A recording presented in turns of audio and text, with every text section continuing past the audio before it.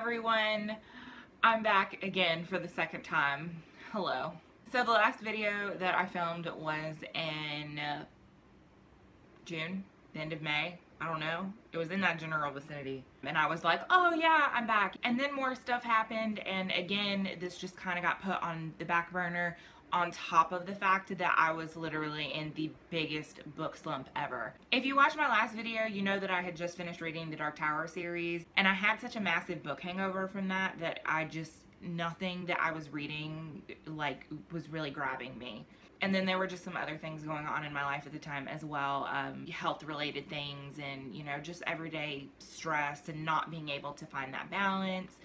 And so, you know, of course something like this is going to be the first to go. But I think that I said the same thing the last time, but I'm hoping that I kind of have that balance restored. I am getting ready to go in the holiday season for work, so my life is going to be busy. But I'm hoping that, you know, I can keep everything up. So let's talk books and book slumps. I watched my last video, and I think one of the last things that I read was maybe Insomnia. Maybe. Or I was starting Insomnia, actually. Hello. Hello. It's hurricaning here, and so my cats are a little bit afraid. I'm filming in a hurricane, so I'm hoping that I get this, no sir, no. Say hello, little Darren. Say hello. This is Darren. This is my newest baby. So I may or may not have talked about the fact that I was reading Insomnia. I'm not really sure. I don't really remember. But I did read Insomnia, and it is fucking huge. I enjoyed this one. I gave it 3 stars, I think. I liked it. I liked that it was still connected to the Dark Tower universe. However, the pacing sometimes was a little bit slower. You know, I wasn't totally enthralled with that, so I think that was kind of the beginning of my slump, because after that I tried to pick up The Shadow in the Wind. I tried to pick that one up, got about halfway through it and put it down. Tried to pick up Exit West, and I didn't even get a quarter of the way through that before I put it down, because I just knew that it wasn't something that I was in the mood for. So things that I did read though, I listened to Night Film on audio right after I finished Insomnia, and I loved it. It was really, really good. I loved the psychological aspect of it, you know, as well as a couple other things. It's been 2 months since I read it, so I'm not going to go into super detail. Just know that I did read it. I'm pretty sure I gave it 4 stars, 4.5 stars, somewhere in that particular vicinity. And then also in July, I picked up a couple of issues of a comic series, graphic novel series, whatever they need to be. Shit. No. Sorry, my lights are flickering, so I'm a little scared. Anyway, I picked up a couple issues of a graphic novel series as they've been coming out, and it is called, Skin and Earth. It's by Lights. She's kind of a pop electronic artist. I really enjoy her music, been listening to her for a long time. This series directly ties into the album that she's going to be releasing. I believe it's at the end of September, beginning of October maybe. But I'm really enjoying the series. I'm enjoying seeing how this is tying into the singles that she has released. So it's been pretty cool. If you're a fan of that kind of thing, music, comic tie-ins, then I highly suggest it.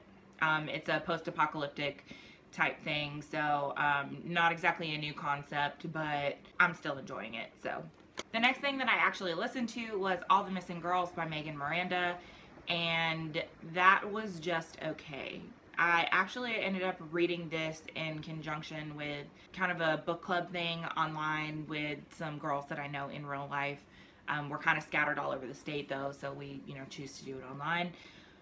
I'm pretty sure only like 3 of us actually ended up finishing it, and I was one of them because I have a problem usually not finishing books, and it was just okay. It was extremely predictable. I wasn't surprised really by anything, so I think I ended up giving it just 3 stars. It was average. Of course, you know, the reviews were like, the next Gone Girl, because anytime there's like a psychological thriller, that's what everybody says, so whatever.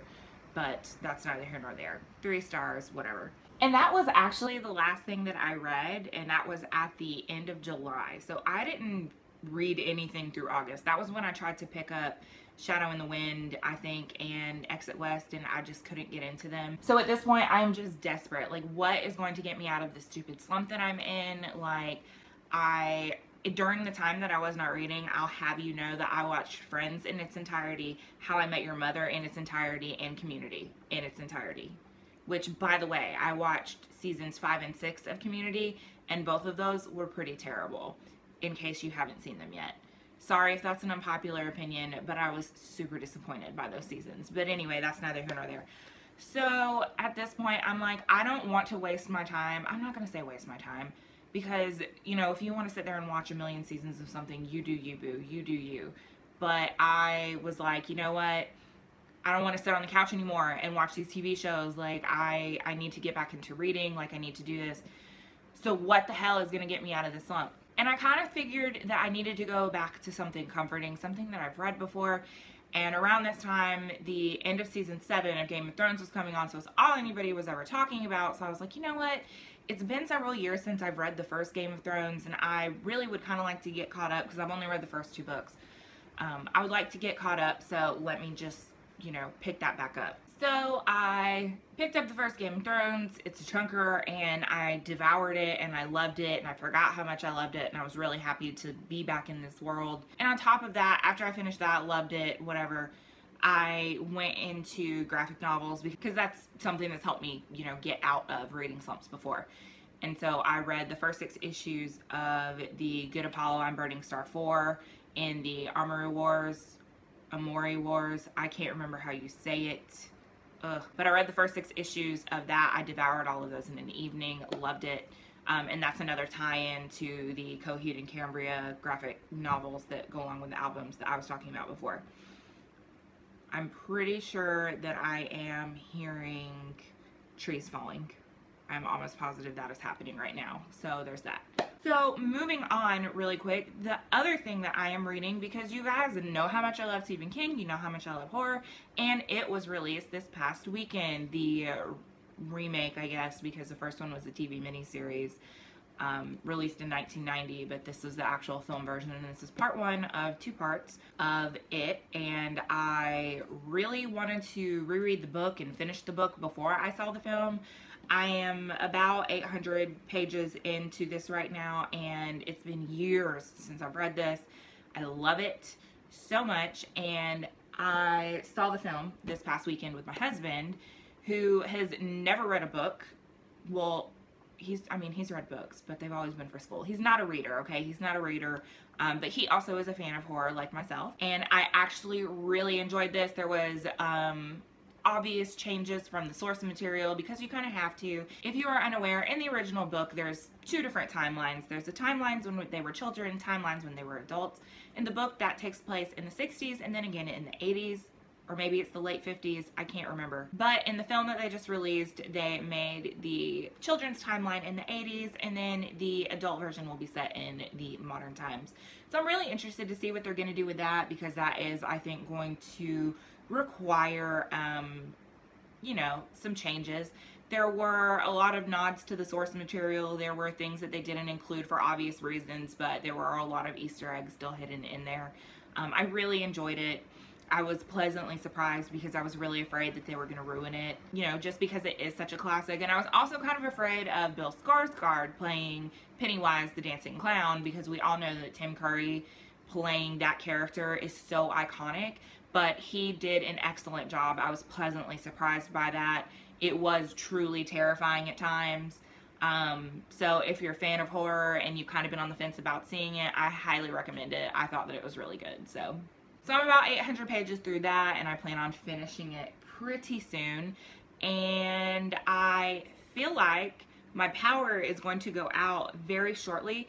Really quickly though, before I wrap this video up, I want to give a quick shout out to Julie from over at Pages and Pens. She had me on her live show for her BookTube birthday and her actual birthday this past Saturday. It was so much fun. Hello to all of the new subscribers that have subscribed to my channel since we did that live show. I really enjoyed it. I really enjoyed connecting with all of these BookTube people. I really feel like for me it was a really good introduction back into BookTube, because I have been absent for so long. So I'm really excited excited to be back. Thank you so much, Julie, for having me on and allowing me to connect with all of these people. Most of all, thank you for being an awesome bookish friend, and I hope that you super enjoyed your birthday. So that's about all I have. I have a couple of things in the work. Before, whenever I was like really regularly posting, I think I was posting at least once or twice a week. I may not keep that schedule. I feel like I am going to have to scale it back again, but you're not going to see me wait 2 months to post videos anymore because I'm really back in it. I feel like I busted through this slump, so good things are on the horizon over here. As always, thank you guys so much for watching. If you're new to this channel, thank you so much for actually subscribing and caring what I have to say. I am going to get the heck out of here before I lose power.